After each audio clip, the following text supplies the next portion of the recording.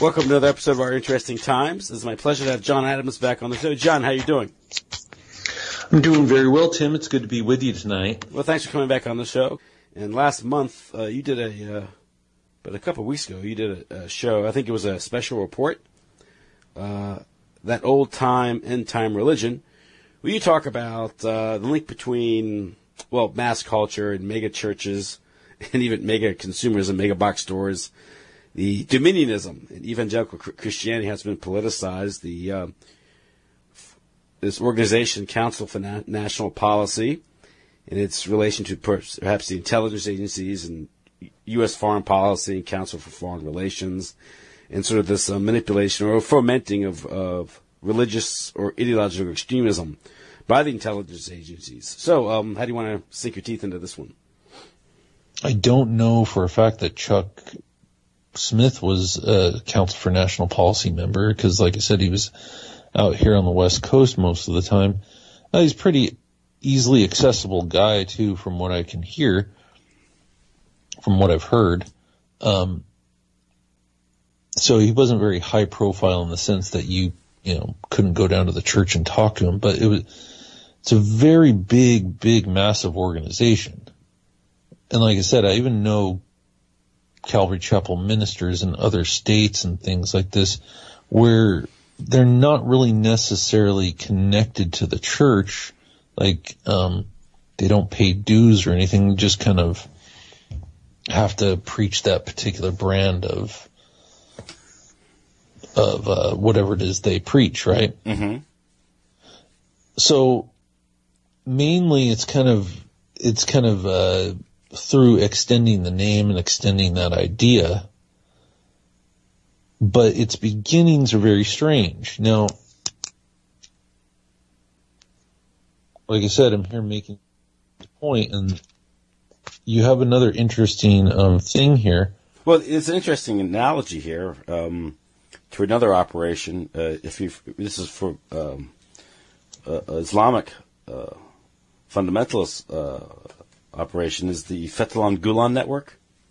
Mm-hmm. Yeah, this multi-billion the Turkish thing. Yeah, and he's just this old guy, but he's obviously connected to intelligence agencies, and they've created this multi-billion-dollar network of madrasas to promote Islamic fundamentalism. And was he like in PA somewhere? Or is it? I forget what city in Pennsylvania, but he runs this network of these madrasas, and it's just his wealth and and his operations.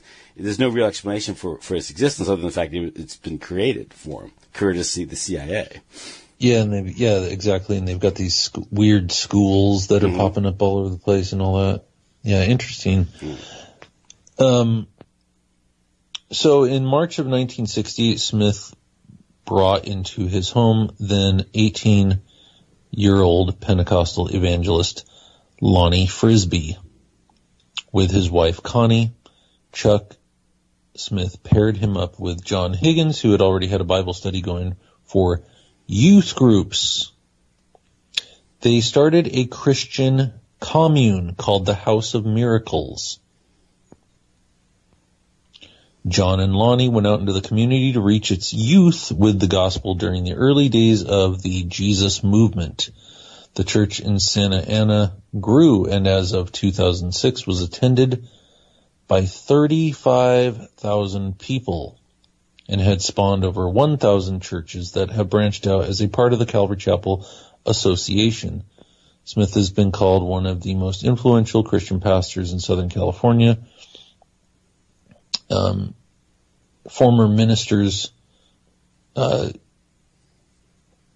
who have been mentored by Smith include Skip Heitzig, Mike McIntosh, and the world-famous Greg Laurie, famous for his Harvest Crusades. At its beginning, Calvary Chapel operated as a cross-cultural missions organization that bridged the generation gap as it existed during the Vietnam War period. Calvary Chapel was a hub of the Jesus People phenomenon that existed at that time and was featured in Time magazine for its success among hippies and young people. It pioneered a less formal and contemporary approach in its worship and public meetings. For example, it did outreaches on the beach and baptisms in the Pacific Ocean.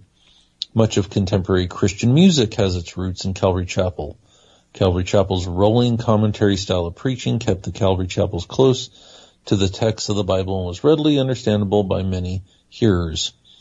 It developed its own internal training for multiplication of church leaders and pastors by pioneering a more informal and contemporary style in its practices.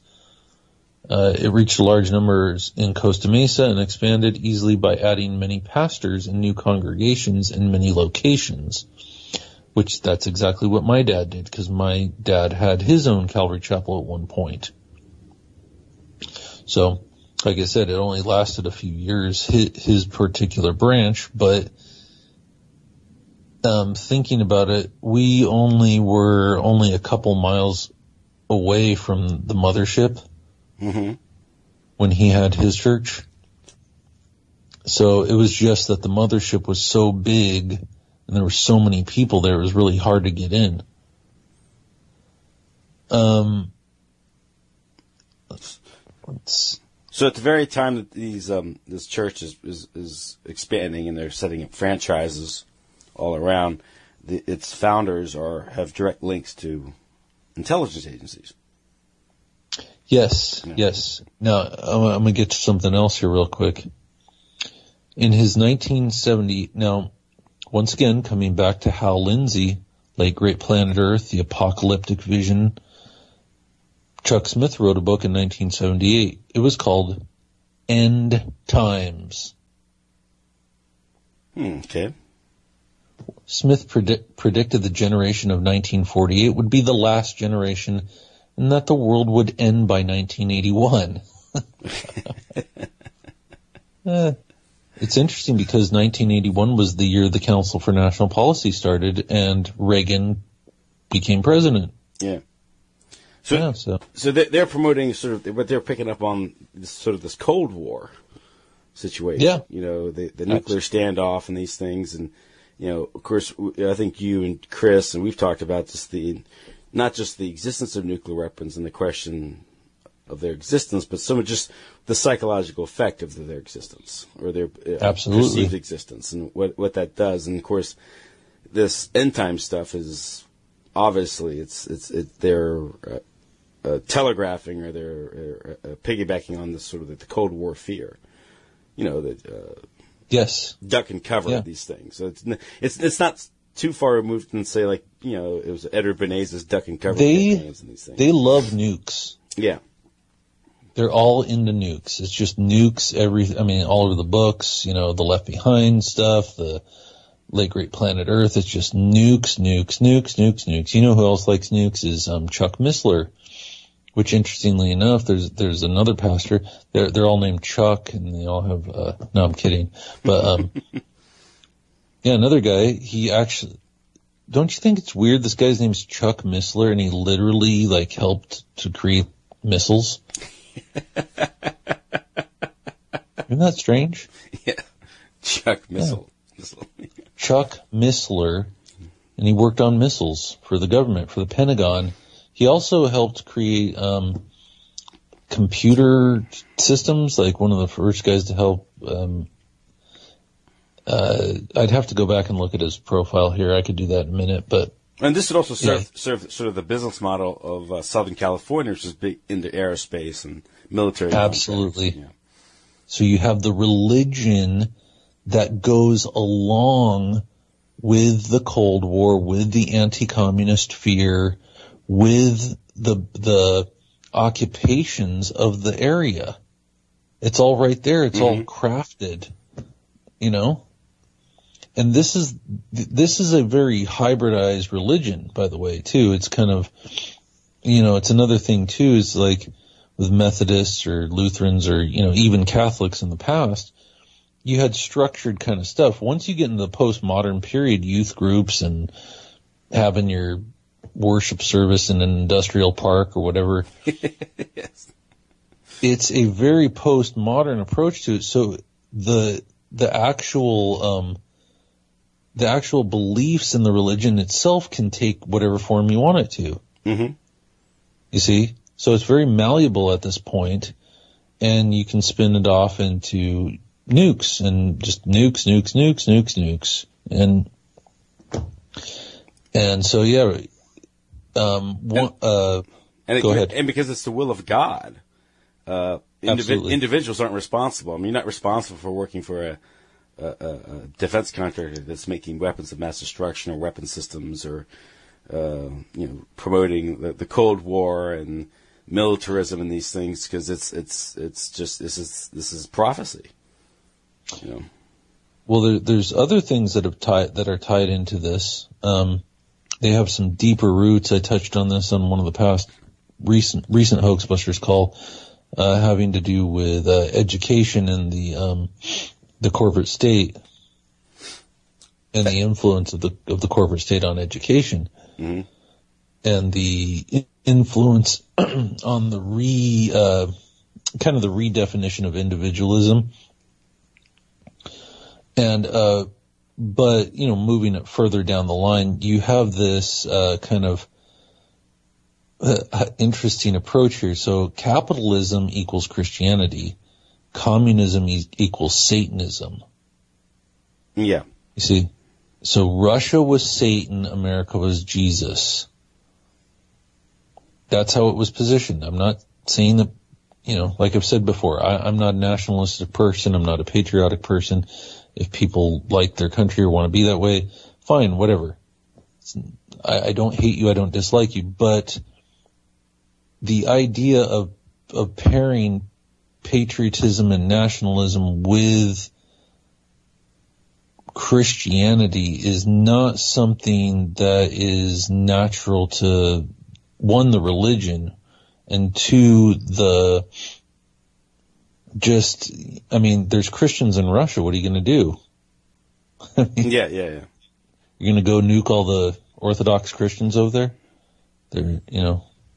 So you see, it's to pair nationalism and patriotism with your religion is not, it's not logical. Let's just say that. Yeah. And it's something totally developed out of American culture or lack of it. So,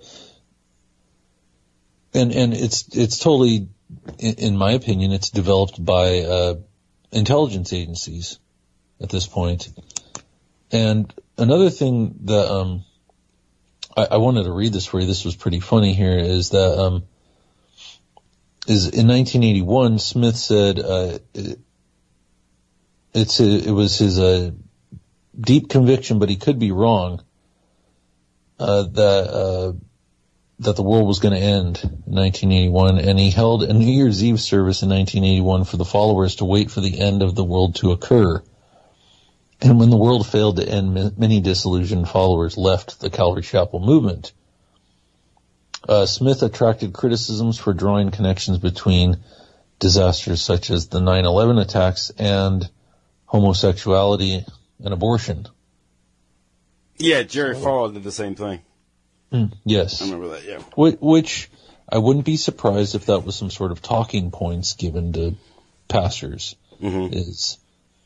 Is that God was punishing America for homosexuality and abortion with fake footage of fake planes flying into buildings, obviously. See how that works? That's how God works, apparently. Well, at least that explains the anomalies, because it's a miracle. Yeah. With fake Muslim terrorists. Mm-hmm. With literal actors like Osama bin Laden. If you believe the official narrative of Osama bin Laden, you have a guy who comes from a fully westernized family whose family engages in Western commercial ventures, fully westernized. Yeah, I think they're like part of the Carlyle group or something. Right, exactly. Partners with the Bushes, yeah. Yeah. So yeah, there's even a rumor I heard. I've never been able to totally confirm this, but I wouldn't be surprised considering all of the ironies that are involved with the whole 9/11 thing is that they contracted Bin Laden Construction to help build the World Trade Center. I don't know if you've ever heard of that one. That wouldn't surprise me. But considering there's, considering there's a minaret on top of the Freedom Tower now.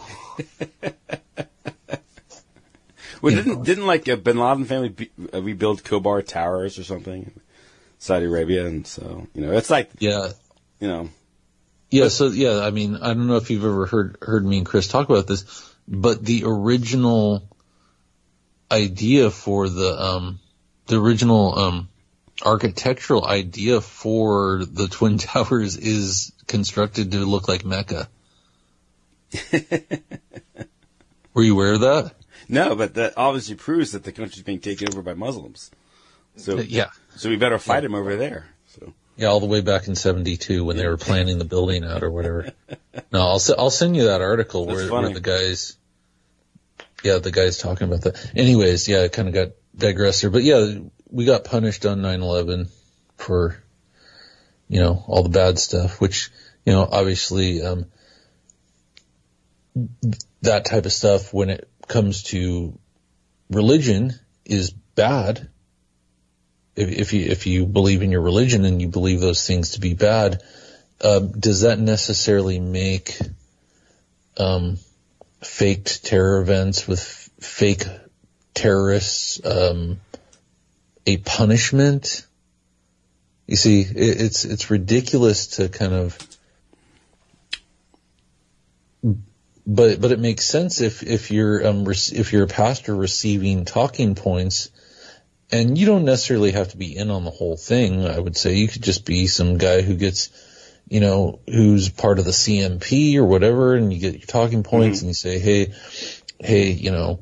we've got to make our stance politically here. Christians have to be represented in the political game, and here's what we do.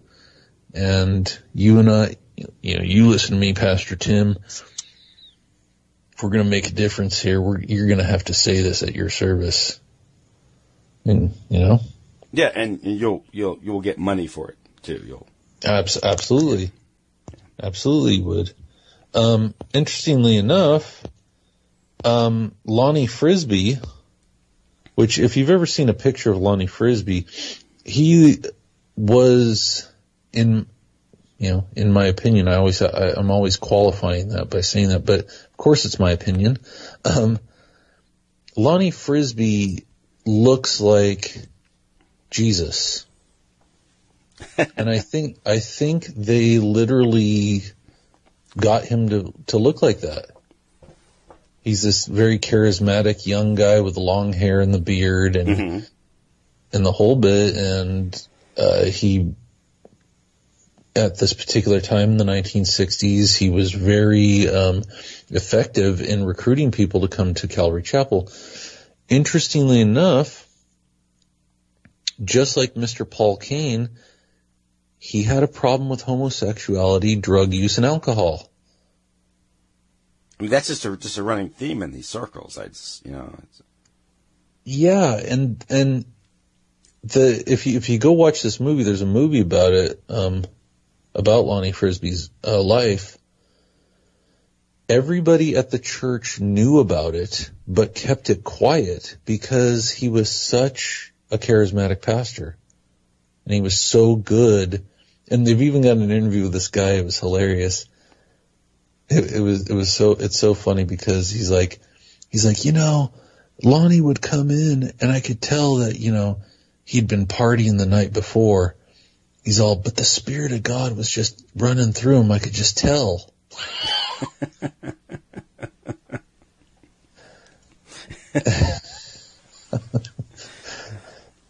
So yeah. I mean that's like with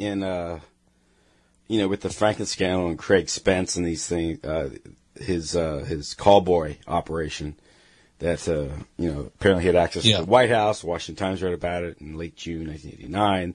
Then the story was suppressed. That's interesting because the Washington Times itself is kind of linked into this through the Reverend Sun Young Moon, who has all types of connections back to a lot of these groups like Richard Viguerie. South Korean intelligence and these things and this activism. And the reason why these names are so big and it's because they're in the game. You know, they're involved in armed shipments, drug dealing, and these things, money laundering, and these things, one way or another. And so they're all involved in, in this sort of this sort of enterprise, I guess you could say, of stirring up trouble, part of the cultural war, divide and conquer. I think you and Chris talked about someone like a Larry Pratt, member of the CNP, who was also involved in gun running in Nicaragua in the 80s. Yes. And and was it Alex Jones says he was promoted gun rights in Nicaragua or something. That's why he was doing it.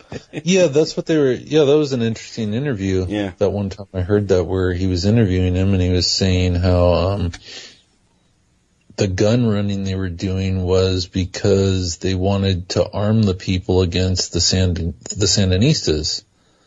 And the way that they were positioning it wasn't really from the position of like, oh, we were,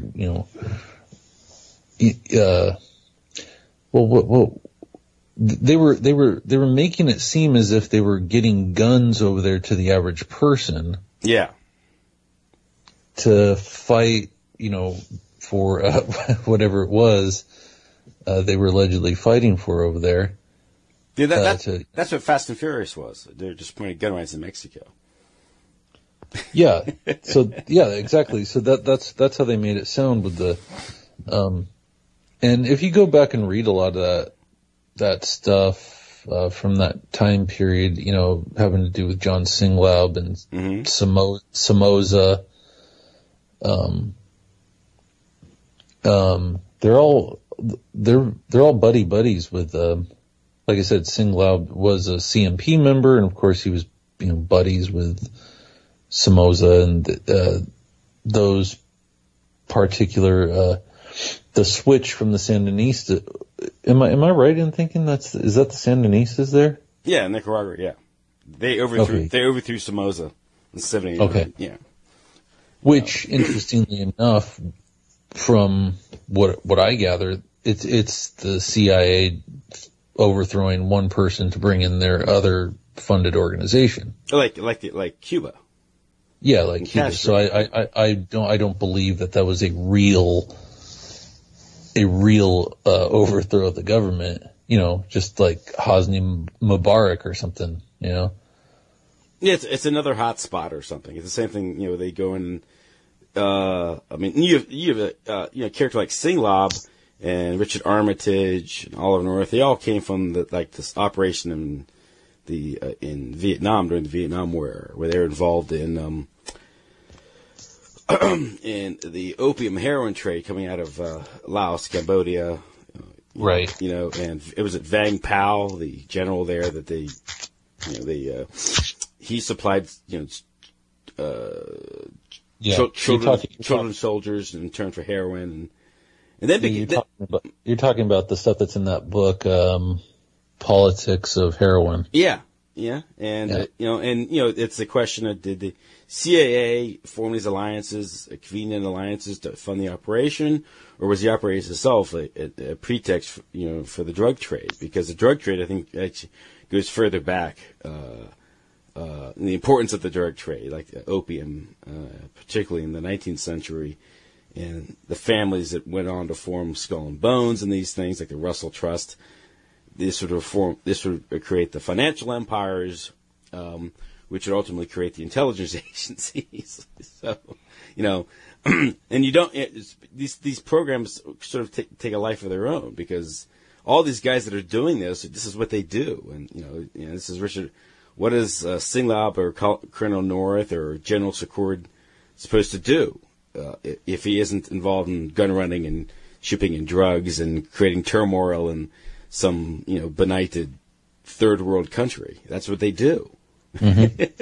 it's their enterprise, as they say. It's their enterprise. And they make a lot of money doing it. If you're an agent, if you're like a Secord or North, or even like E. Howard Hunt, you're kind of beyond good and evil, and you just don't live by the same rules. At least you don't think you do. Hunt eventually found himself in prison, but you know, they're not as big important as they think they are. They can be fall guys too, but it's a whole sort of mindset or milieu, if you will, this sort of utter criminality, and it's funny how some of these churches, you know, these mega churches would be roped into, because again they're there creating sort of I guess you could say the ideological justification for these things in people's minds. Yeah. There was something I was reading from that Covert Action Bulletin. Yeah, that's like, is that LaRouche? It might be. Yeah, I might get that wrong. No, he's Executive Intelligence Review. So yeah. Covert Action. I think it's some lefty type thing from the 80s. And I was reading from it on that last call that I did with Chris, and they were saying that there was Campus Crusade people in Nicaragua, and one of the guys who was the head of the Campus Crusades for Christ in Nicaragua got detained by the Sandinistas because he was, you know, caught with large sums of undeclared money, and right, and they were saying he was they were claiming that the Campus Crusades were a CIA front. Interestingly enough, this guy, I can't remember his name offhand, but he was, after this happened, he used this as the thing for him to go around and tour the churches in the Campus Crusades to tell his story of how bad it is in Nicaragua and how we need to go and intervene in that, right? And this is gun run. This is the time when Ronald Reagan is comparing the Contras to the founding fathers and the Continental Army, these things. Freedom fighters. Yeah. Same thing, the Mujahideen, you know, famous for meeting with these, you know, these Z-Big. Hector McCara, this heroin dealer, and these things, and also that how these actually, it wasn't as if the drug trade existed to the extent that it did prior to the intelligence operation. The effective intelligence operation causes the drug trade to explode, which then floods the country in the United States and Europe with this stuff, you know, which creates a whole other problem, which someone is well paid to solve. Yeah. You know? Yeah. Yeah, absolutely. So a lot of this stuff has to do with these big scandals. These are major players within those particular scandals, and there's this crossover between, once again, politics, religion, manipulating churchgoers and people's minds into believing, Ronald Reagan is a Christian, and, funding Contras in Iran is Christian, and Contras in Nicaragua are Christian, and the whole bit, right? Mm-hmm. Ollie North had to sell the cocaine from Bill Clinton's garage because it was God's will. He was doing God's work. But think about what a nonsense this makes of what, to how the electoral political scene is sold to the American people, but Republicans versus Democrats, when the story of of Ollie North is Mena, Arkansas, and that's the Bushes in business with Clinton to fly in the cocaine and to ship out arms from the armory there, and that's Colin Powell's operation. He's actually okaying that. And Colin Powell, of course, years later would be the one who sits there and, with Iraq, with the prop of the anthrax prop, with George Tenet behind him to, I guess, give it sort of authority, because with the CIA, director of CIA behind him, it's got to be true. Yeah, the one thing I brought up before, which I think the Iran-Contra thing was a bit of theater all in and of itself. I think a lot of these scandals are pure theater. And, maybe you disagree with me to a certain extent on that, but answer me this quick question, Tim, and I'm just asking this facetiously. Why would you even need to let the public know about that at all? Like, why would you have to, let's say you find out about the Ollie Norris running Coke or whatever, same thing, with banker bailouts, same thing with, any one of these scandals. I don't care what it is. I don't care what the scandal is.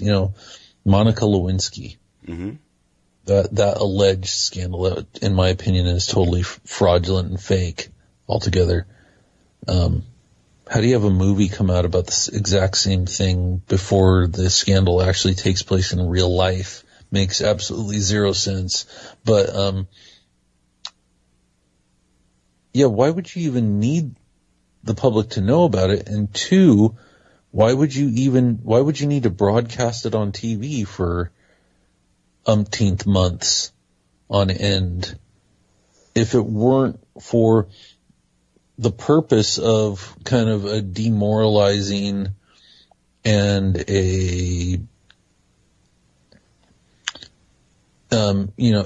I guess a soap opera for the American people in politics. But I think a lot of this, when it gets to these scandals, it's a very demoralizing thing for people.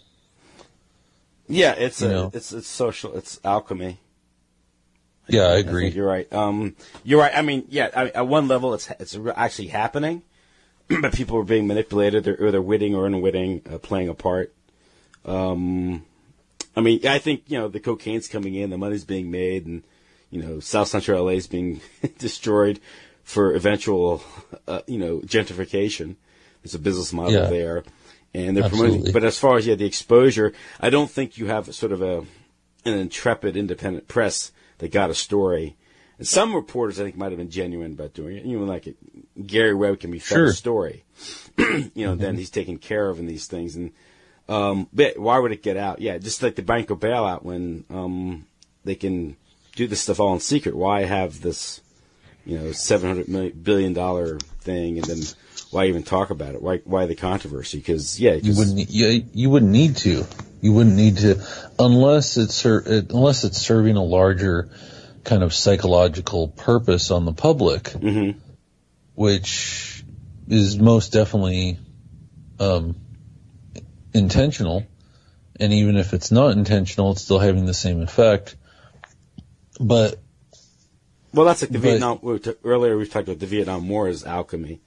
Social alchemy is the the war itself and the press coverage. People think the press coverage was a press that was critical of the war and undermined the war effort, and there was just simply too much freedom, or there was freedom, so the information got out, and you had technology at the time, so you had satellites, and you have news feed and color television. People could watch the war and all its carnage, and this undermined the war effort. But in the final analysis, all that was all part of the program, because the war itself was necessary to create the anti-war movement and the reaction to the anti-war movement. And all this is being manipulated because at the same time, you have the music scene and the drug culture being created. And it's all coalescing. I've said this multiple times. Chris says it too, is the purpose of people you can look at all different little facets of what the purpose of Vietnam was. Was it for the drugs? Was it for the power? Was it for, whatever it was, the military industrial complex?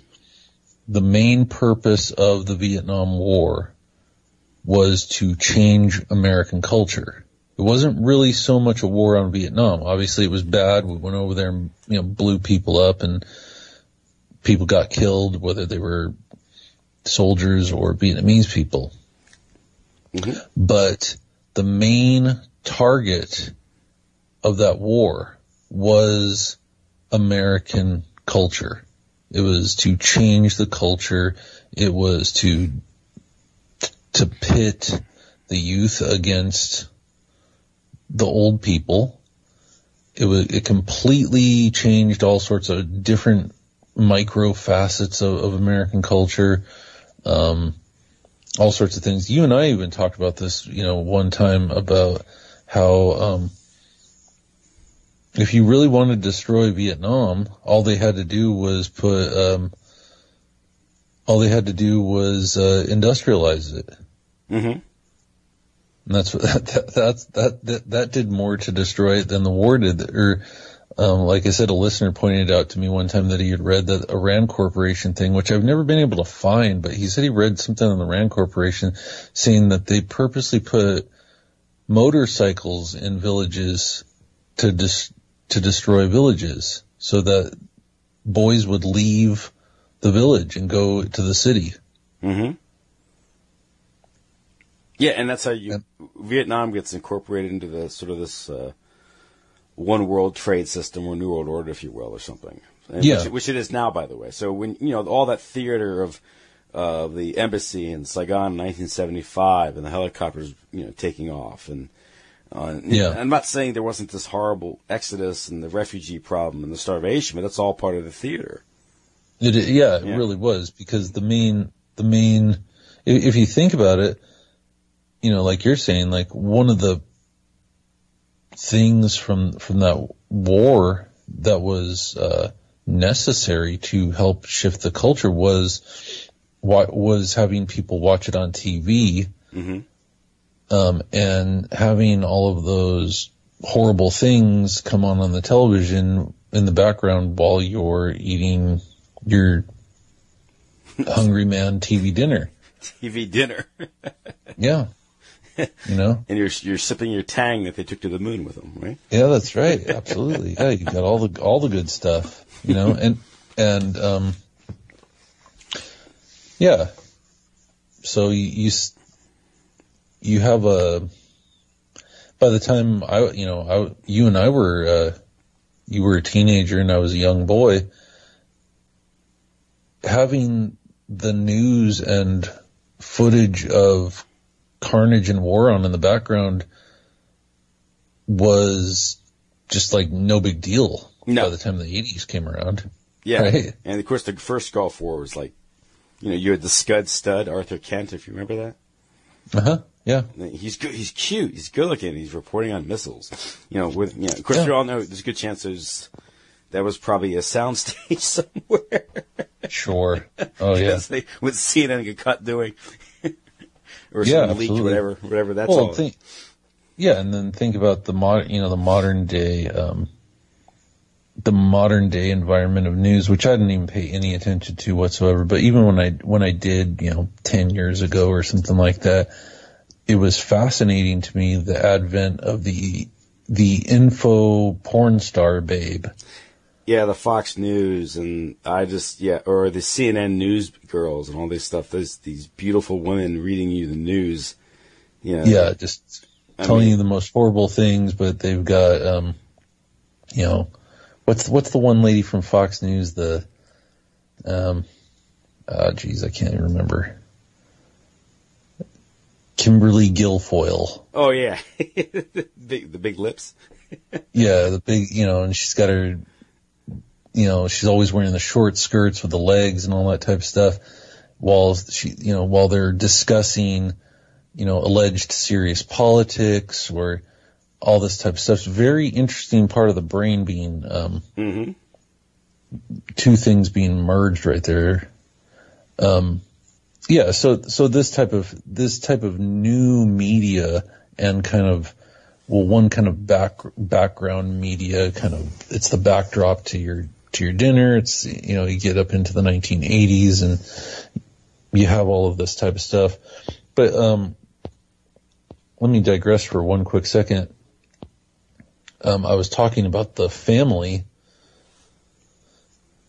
Here's a little thing I'll read. The Family is a 2008 book by American journalist Jeff Sharlet. The book investigates the political power of the family, or known as the Fellowship, a secretive fundamentalist Christian association led by Doug Coe. I thought it was Ted Coe. It's Doug Coe. Sharlet has stated that the organization... Yeah, I've heard of Doug Coe before. Is that C-H-O-E? Yeah, C-O-E. Yeah.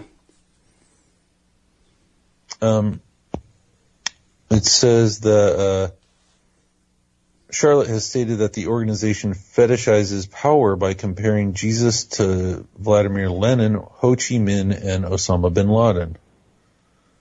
So it's like Dominionism on steroids. Yeah. So he does this to give examples of leaders who changed the world through strength of the covenants they had forged with their brothers. Let's see. It says 1 year after the book's initial publication, the sex scandals of prominent members of the family, such as John Ensign and Mark Sanford, as well as the accusations that the family was illegally subsidizing the rent of members of Congress and involved in the proposed bill which would impose the death penalty for homosexuality in Uganda, thrust the notoriously secret organization into the national spotlight. It says that... but they were promoting a law in Nigeria. Was it Nigeria, did you say? Uganda. Uganda for the criminal for death penalty for homosexuality. Yeah. Well, I remember that controversy when the leader there talked about that. Yeah, and again, yeah, it's one of these fake. It's just a straight up controversy. Yeah. Yes. Yeah. That's true. Washington D.C. Let's see. What does it say here? I think it was Museveni or something. His name in Uganda talked about that. Yeah. That's. I don't even think. I don't even think that's real. Is it? No. And then they. Yeah. Then they pushed the AIDS thing too, with that. Right. Yeah. Oh, you gotta love that. Let's see here. Charlotte criticizes their theology as an elite fundamentalism that fetishizes political power and wealth, consistently opposes labor movements in the U.S. and abroad, and teaches that laissez-faire economic policy is God's will. He criticized their theology of instant forgiveness for powerful men as providing a convenient excuse for elites who commit misdeeds or crimes, allowing them to avoid accepting responsibility or accountability for their actions.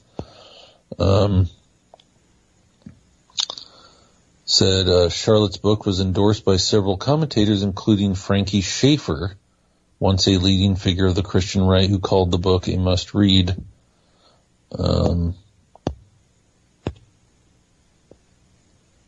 Let's see. Doug Coe has been described as preaching a leadership model and a personal commitment to Jesus Christ comparable to Stalin, Mao, Pol Pot, Hitler, and the above mentioned. He once demanded from the followers in a videotaped lecture series in '89, he said, "Hitler, Goebbels, and Himmler were three men. Think of the immense power these three men had, but they bound themselves together in an agreement 2 years before they moved into Poland. These three men had systematically a plan drawn out to annihilate the entire Polish population and destroy by numbers every single house." Coe adds that it worked. Right? It worked? Yeah, that's what he says. Though he calls the Nazis these enemies of ours, he compares their commitment to Jesus' demands. Jesus said, "You have to put me before any other people, and you have to put me before yourself." Hitler put me before yourself. Hitler demanded that of the Nazi Party. And you have to put the Nazi Party and its objectives ahead of your own life and ahead of other people. And he sees that as a model for... Yeah. Coe also compared Jesus' teaching to the Red Guard during the Chinese Cultural Revolution. Said, "I've seen pictures of the Red Guard in China, and they would bring the young man's mother and father, lay her on the table with a basket on the end, and they would take an axe and cut her head off. They have to put the purposes of the Red Guard ahead of their mother, brother, and sister, their own life. That was a covenant, a pledge. That's what Jesus said." Okay, that's...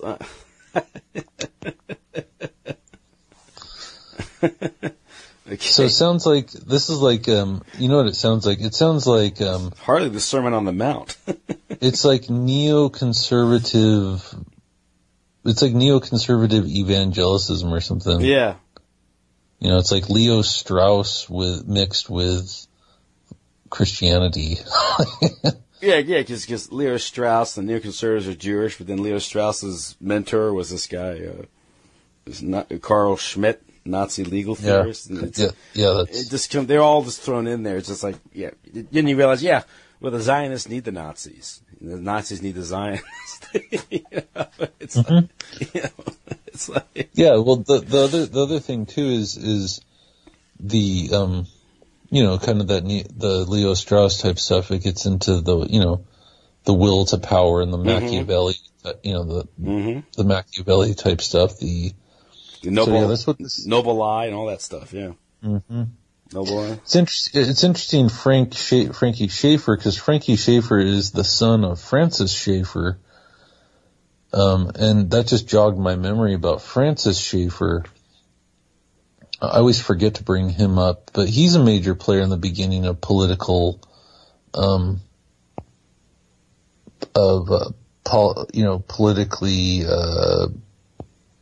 merging. Do you know who Francis Schaeffer is, Tim? No, refresh my memory. He was like a Presbyterian who had a commune in Switzerland. It was called Le Havre. Mm-hmm. Okay. And he was, what do you call it? He was like, pardon me. I don't want anybody out there to think I'm an expert in religion at all, because I'm not. But what do you call it when, it's like a presuppositional apologetics? Does that sound familiar? Mm-hmm. Okay.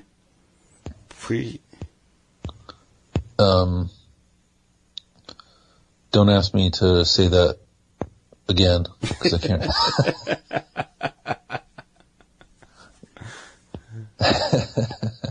No, but in any case, what it is like he didn't like modernism, mm-hmm. right?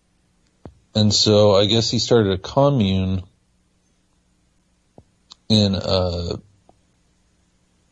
he started a commune in Switzerland, and it was this Christian commune. But he here, let me bring up his Wikipedia here. Where is he from originally? He's from America. So how was he able to go to Switzerland? I mean, they're pretty restrictive with their. Yeah. Okay. He must have had a lot of money or backing or something for that. Well, it says he was born in Germantown, Pennsylvania.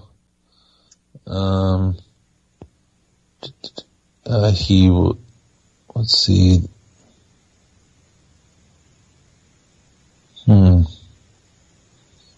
Oh, this could get kind of deep. Looks like he had missionary parents who were involved with China Inland Mission. That sounds kind of. Yeah, it's probably like Rockefeller or something. Yeah, that sounds interesting. OSS or something. That's what I was just thinking. Anytime you hear about missionaries with churches in China, it's like you're going to be like hanging out with Julia Child or something there. Yeah, you think about Yale Divinity School, the theological seminary, and these things, and. Yeah. But I'm just wondering how you say he set us as a commune in Switzerland. It's like he must have had some backing to go in there and just. You can't just walk in there and establish a commune as an American citizen. You're going to have to either buy your citizenship or have some backing or something. Yeah, I'm trying to see. Basically, what he said. The one thing that always sticks out in my mind is he wrote a book called A Christian Manifesto. I read that many years ago, but he basically gets into the idea that and this was a book from the 70s, leading up into the 1980s. And Francis Schaeffer is also considered kind of the founding father of Christian politics. Mm-hmm. In the modern world, and he's famous for a quote where he said something along the lines of, Christians need to get politically active in America. Mm-hmm. So he wrote this book called A Christian Manifesto, and it lays out the basic notion that the founding fathers were Christians and they established America as a Christian nation, and that modern day Christendom, i.e. 1970s, early 80s Christian, needed to get politically active, i.e. that translates into you need to vote for Ronald Reagan. Yeah, so you're back to that, yeah. Yeah. And this is all part of that 70s thing, because... here it is. Here, I just actually found it on the Wikipedia here. It says, Francis Schaeffer is credited with helping spark a return to political activism amongst Protestant evangelicals and fundamentalists in the late 70s and early 80s, especially in relation to the issue of abortion. Mm-hmm. Yeah, which that's always the one that, I personally don't believe in abortion. I would never say that was a good thing ever. I don't believe in killing other humans, especially little tiny babies and that type of stuff. But I know for a fact that abortion is always used as that anchor issue. Mm-hmm. Yeah. It's a wedge issue, or it's not designed to be resolved in any way. It's an anchor. It's an anchor issue to get you to vote Republican. Yeah, that's what made most Catholics, or at least conservative or practicing Catholics, Republican in the 1970s. Yes. Prior to that, most Catholics were actually were Democrats. That's true. That's working class, lower middle class, working class, Irish Catholic Democrats, Northeast, these things. And that was the fundamental shift in the late 1970s when abortion became a political issue. And that was, of course, a function of the Supreme Court's decision in 1973 to tear it away from the states and make it a national issue. Yeah. That's what Roe v. Wade did. It was, because some states were more restrictive than others, and they made it a national right, Absolutely. Yeah. It says here and prior to that, it wasn't really a presidential issue. You see how important that is in roping in, sort of corralling and directing, millions of voters. Well, it's also interesting that coalescing around the same time is you have this rising Christian movement right around 1968, mm-hmm. right when the abortion issue. These things are all working together. You see what I'm? Mm-hmm. I've noticed that before. It's like abortion comes up, becomes federalized.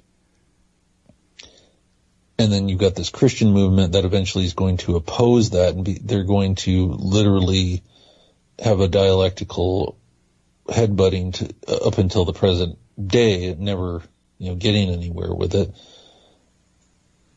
And it's literally born around the same time period. Another interesting issue to think about that I brought up on the call with Chris is that Richard Nixon and Ronald Reagan are both from California. Mm-hmm. They both play vital parts in the beginnings of this, two things, really. You have this kind of, as much as I don't think I believe the president is just, playing a role. He doesn't really have much power per se. Just this kind of idea of that there is power vested in the president. Like, because, that's the whole thing that, revolved around Nixon was like, the president has too much power. He's taking over. There's too much, power concentrated in the, executive branch and that type of stuff, right? Yeah, this is the imperial presidency. We heard about this. I remember that in the 70s, yeah. Yeah, so there's this kind of thing kind of playing itself out, and anytime you get a Republican in, you can always hearken back to Richard Nixon, even though I don't believe like I said myself, I don't believe they don't do much. They take orders, they read scripts that are pre-written for them, and, they have Zbigniew Brzezinski, well, they had, he's no longer with us here. They have a Kissinger. They have these consigliaries. Kissinger. It was Rockefeller. They were working for Rockefeller, not for Nixon. Of course.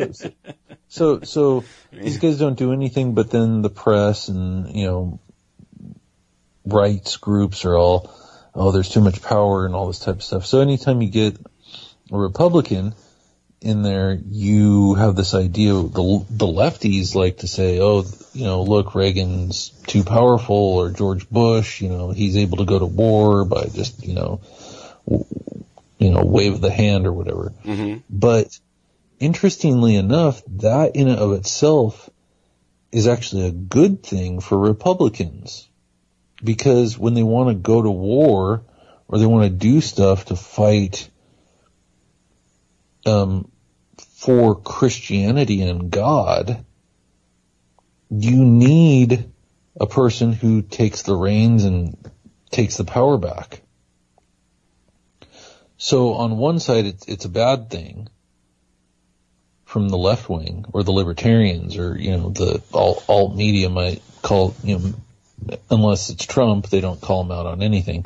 But if it's, on one side, you call somebody out for, he's unconstitutional or whatever.